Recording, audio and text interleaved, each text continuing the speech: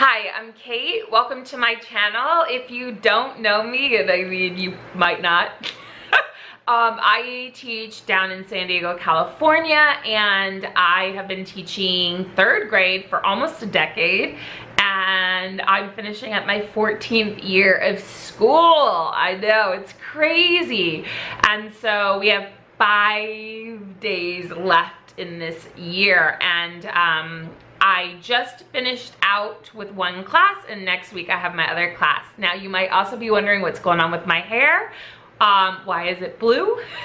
Well, we had field day today, so my color is blue, and I'm going for my 8th trophy. So hopefully we won. We'll find out on Monday, fingers crossed.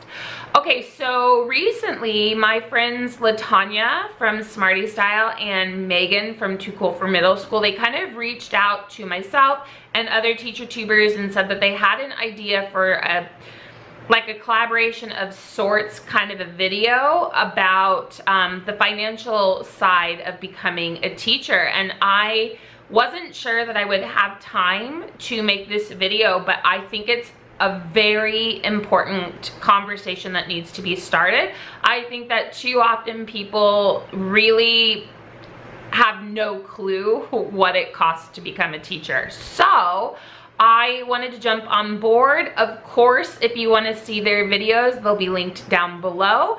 And if anybody else does this video, leave me a comment and I'll link you down below. Now on to the questions. There are quite a few of them, and we all know that I am long-winded. Okay, so I'm gonna kind of have to look at my camera when I read these questions, so don't read me for that. Number 1, what state do you live in? California. Question 2. How many members are in your immediate household? 1, it's just me. So, you know, it's just me. 3, are you single or double income household? Single. Single and ready to mingle. Okay, number 4, do you own or rent? I rent, and I've rented the same place for 8 years, 9 years, something like that. I've been here a long time. Okay, so question 5 says, what is your highest level of education? Does your education level affect your pay in your district? So I'm gonna start by saying that I am a public charter and we are our own district. While we do have some ties still to San Diego Unified, like for example, our campus, we rent that from San Diego Unified. You know, we do have some ties in that way, but really we are a district of 2 schools, hopefully to be 3. So the elementary, the middle, and then eventually the high school. So in that sense, we're our own district. I did get my Master's of Arts. I graduated in, was it 2014? I really don't even remember. I think it was 2014. Yeah, that sounds right.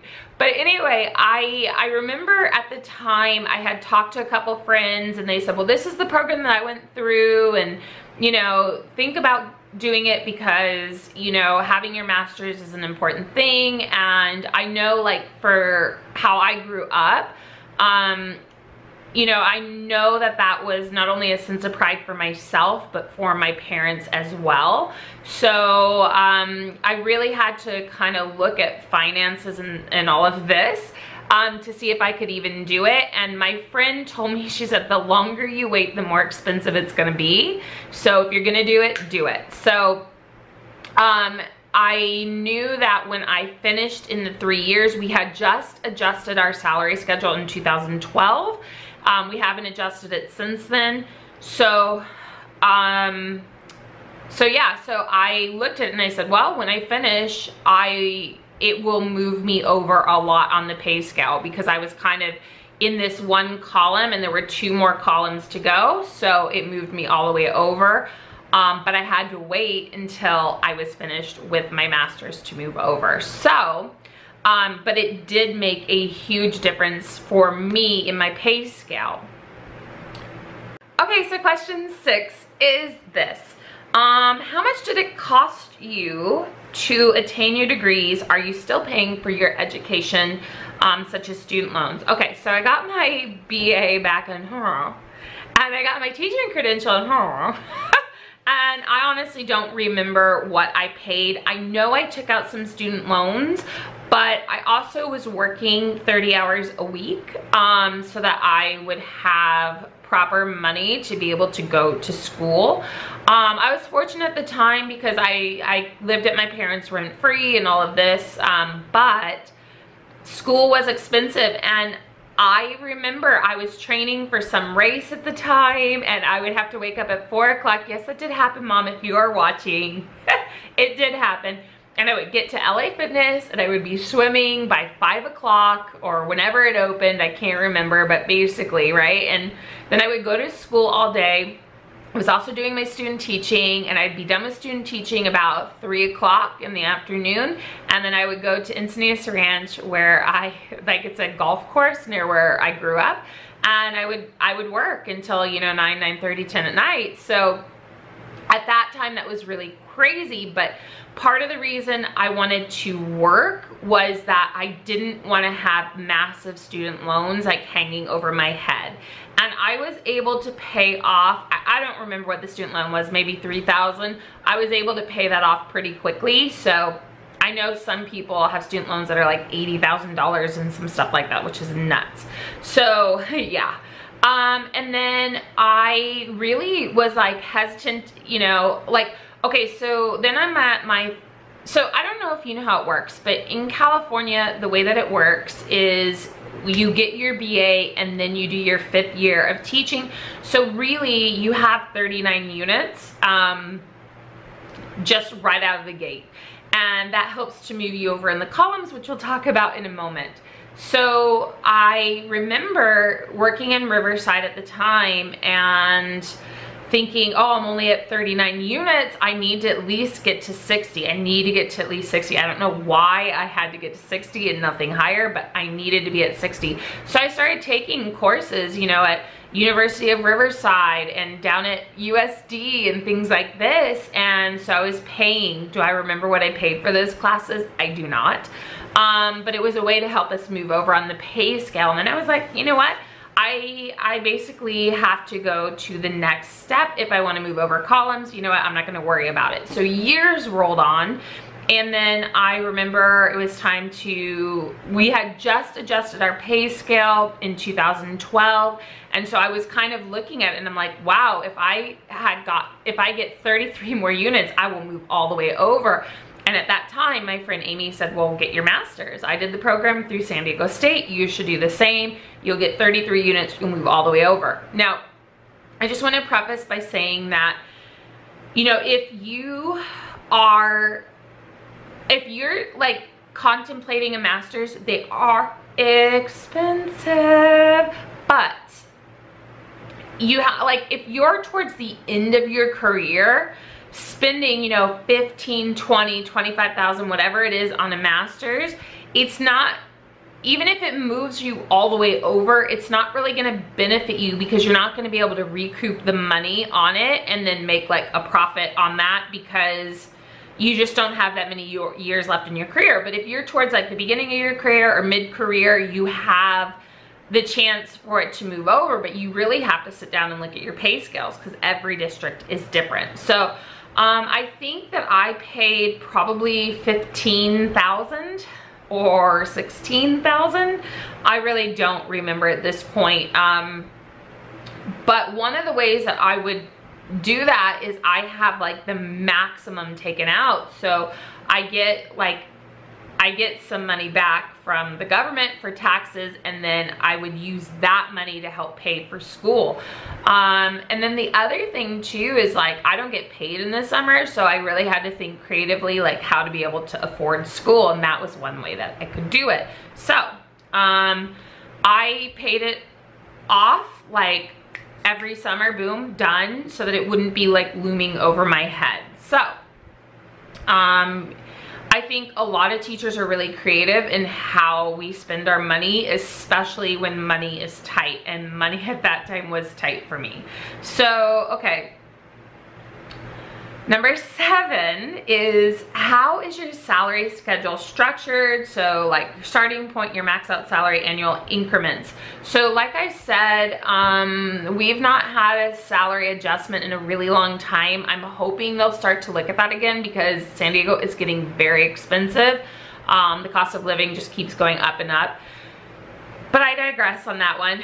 So how is it set up? So for most people, because I look at salary schedules, I think it's interesting. Most of us we have steps that you go down. So your steps are your years. You have columns, and each column is representative of how much education you have, at least in my district. So if you're all the way over, then you have what they consider to be the most education.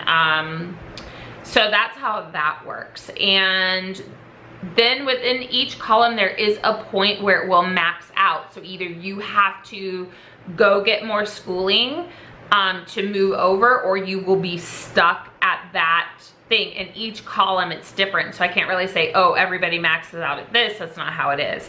So our salary increment is considerably lower than many districts. And it's higher than some districts, so it just depends. It's like apples and oranges, but yeah, that's something I want them to work on. Okay, so number 8 says, where are you on your district's salary schedule? You all the way over. I have 93 units and a master's, and I am about halfway down. I'll be going into my 15th year. I'm at year 14. So, you know, if I was to compare like working in Los Angeles or Orange County, or even like North County, San Diego, compared to where I am, they're not comparable. They're just not. They're not. So, I would just say that I am down really far and I'm all the way over, and so there's nothing else that I can do outside of them changing the salary schedule. So I'm gonna, yeah, short story, I'm all the way over and I'm year 14. So number 9 says, do you supplement your income in any way, and how? Okay, so do I supplement my income? Not currently.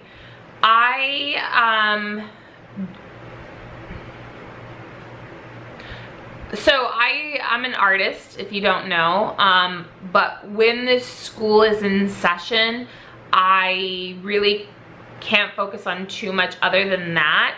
I have these grandiose ideas of like having an Etsy shop and doing TPT and this stuff, but for the most part, no. I have YouTube, but I have to figure out like the Google AdSense thing still.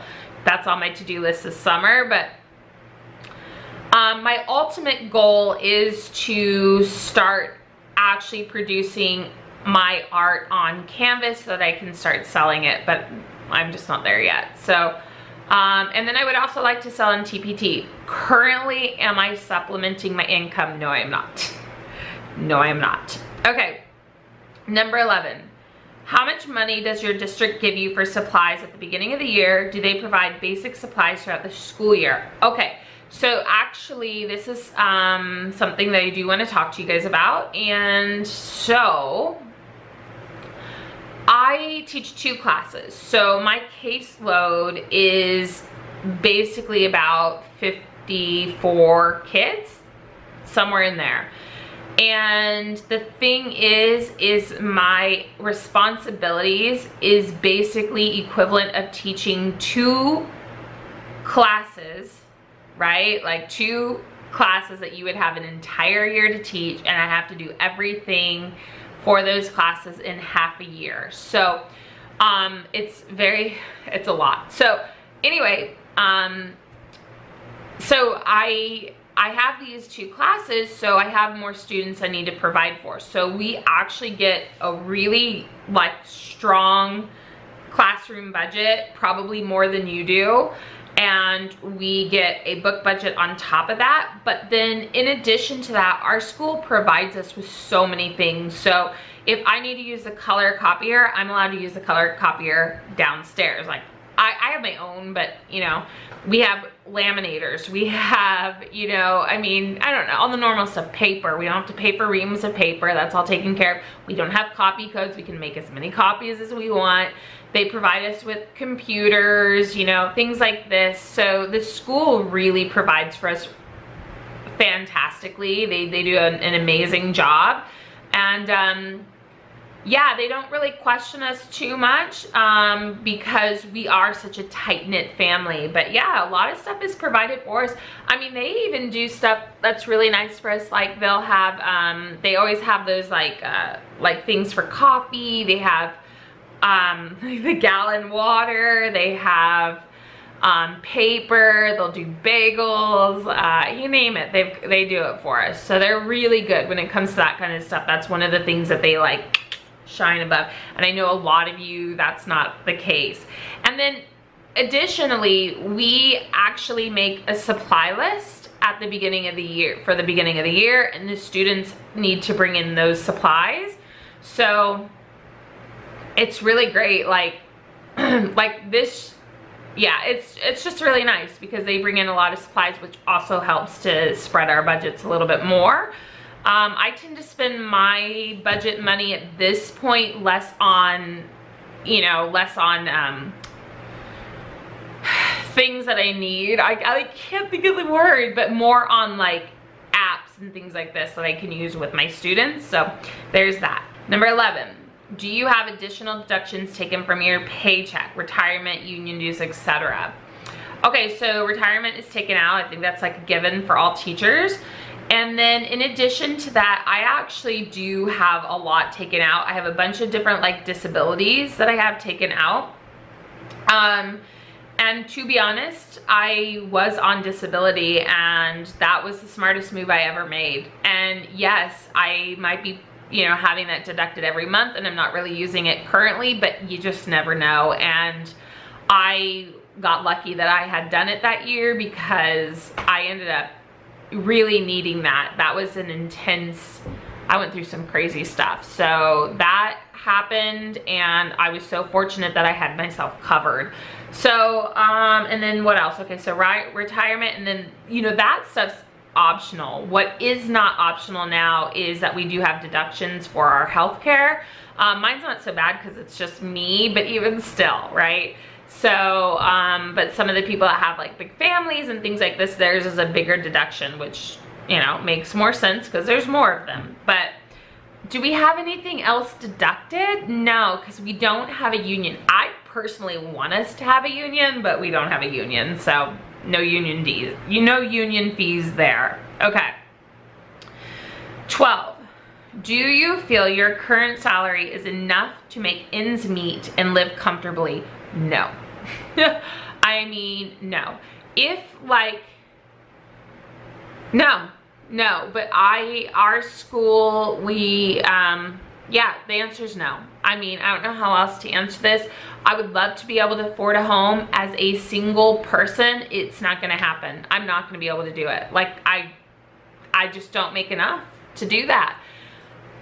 Do I want for things that I, you know, like, even though like my, you know, I would love to have a home and things like this, I'm not like poverty stricken either. I mean, I have a refrigerator. My dad's watching, he'll get that. But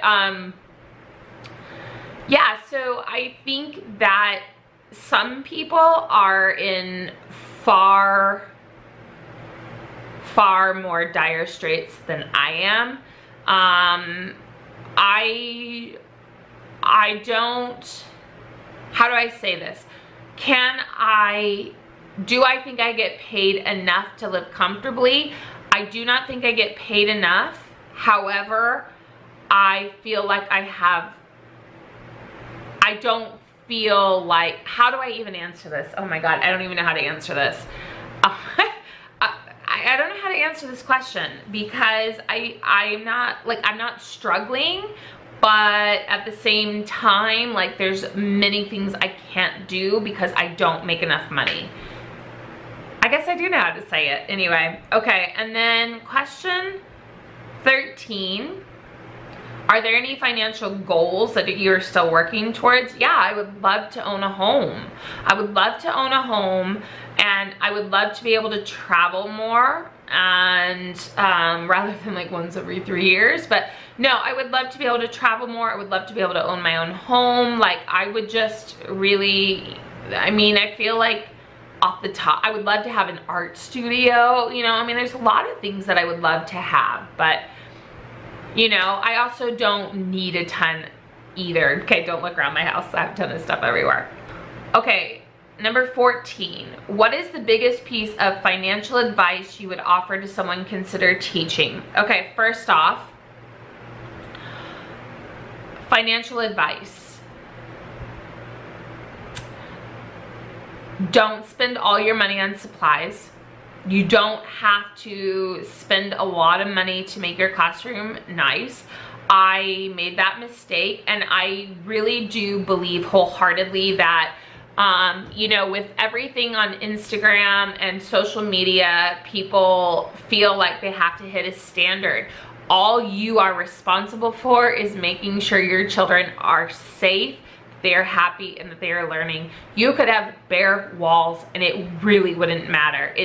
It's not about what your classroom looks like. Now, that set aside, my first couple years of teaching, I spent so much money on things that I just thought I needed. You know, I thought I needed those things to be successful, and I just didn't. And I want to add this in there. I feel like, you know, here's something else. People do not realize how much we spend out of pocket. So even with like a good budget and things like this, I still spend out of pocket. Not as much now in my 14th year, but I still do spend out of pocket. And I would probably gather that I am nearing about 20 grand out of pocket. And the crazy thing when you think about it, and that's over, you know, many years, but I would probably say my first couple years I spent, you know, close to 10 grand out of pocket. I would say I'm probably down about 20 grand, and that's not including my education. I mean, that is just stuff that I've bought for kids, right? Lined paper, you know, things like this. You know, books that I can use in my classroom. Books, that's a big one because they're expensive. So, you know, things like that. And back when I started, TPT wasn't a thing, you know, Donors Choose wasn't a thing. And so we had to kind of fund our own stuff. And it wasn't until I got to my new school that I was able to not spend as much money, which is nice. Okay, so that's something that I really want to point out. And I also think that it's never too late to save. As my father always says, Jesus saves, I invest. So there's that. But yeah, I love my dad. So yeah, I think the best thing that you can really do is start really thinking towards retirement, and not just what STIRS is going to offer you or whatever it is that your school system does. I really want you to start thinking about, you know, putting your money into, you know, like a Roth IRA. An IRA is the best thing that you can really do. And people say, oh, I can't put in the max. You know what? Then you put in $100. Who cares? You put in, you know, but honestly, and I forgot about this. I used to have money taken out and put into like a 403B. And then I stopped doing that, and I started just putting it in a different area. But put money away, put money aside if you can, because you want to be covered when you retire in many aspects. So I think that's my best piece of advice. Start putting your money into retirement accounts, not just STIRS. Put them into Roth IRAs, put them into, you know, things like this. Try to avoid annuities if you can. And to not spend all your money on your classroom. Your classroom, you know, that's the thing. Like, you shouldn't be going broke as a teacher. So, are there any more questions? Oh my God, are you still watching? Who even knows? So I think, honestly, that's where I'm gonna stop. I think that that's plenty. Plus my thing is like fling, fling, fling, fling, flashing. Thank you so much for checking this out. If you are new to the channel, don't forget to subscribe and hit the bell. If you don't hit the bell, you're not gonna get notified when I upload videos. And I mean, come on, you know you want to see videos from me. And definitely check out Megan and La Tawyna down below. Thank you ladies so much for coming up with this idea. I hope that I answered them concise and not long-winded like I normally am, but I was probably long-winded. And yeah, we've got exciting things coming up over this summer. Definitely have a lot of ideas coming up for this summer, and in addition to that, I'm going to be doing a 2K giveaway very soon, so definitely check out the channel for that. I got the idea from Kaylee Nicole, and so went with it. Anyway, that's it. If you want to check out some of my other videos, go ahead and look right here. I'm gonna go ahead and put them for you.